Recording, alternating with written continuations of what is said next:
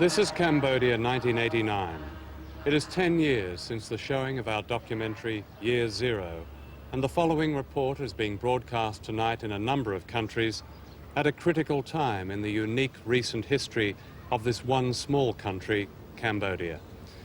Year Zero told of the suffering of the people of Cambodia under Pol Pot and his murderous Khmer Rouge.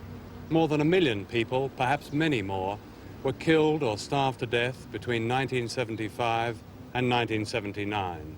No society this century has been as willfully devastated as Cambodia.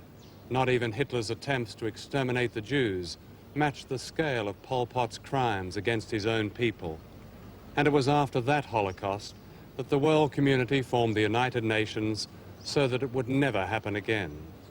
But it did happen again, and for those of you who may have forgotten, this is what happened.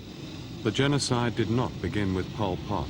It began in 1969 when President Nixon launched a secret war against neutral Cambodia, upon which American bombers dropped the equivalent of 5 Hiroshimas.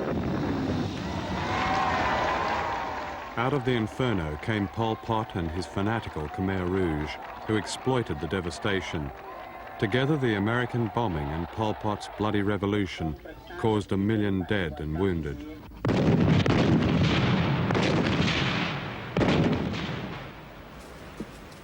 And that was just the beginning.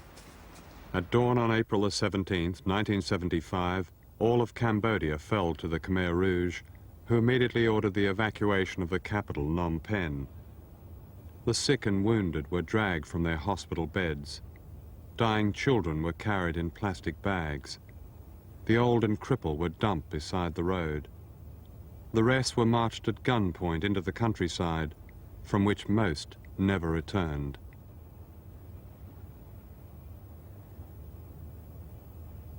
The ideology of the Khmer Rouge was based on the Cultural Revolution unleashed by Mao Zedong in China in the 1960s.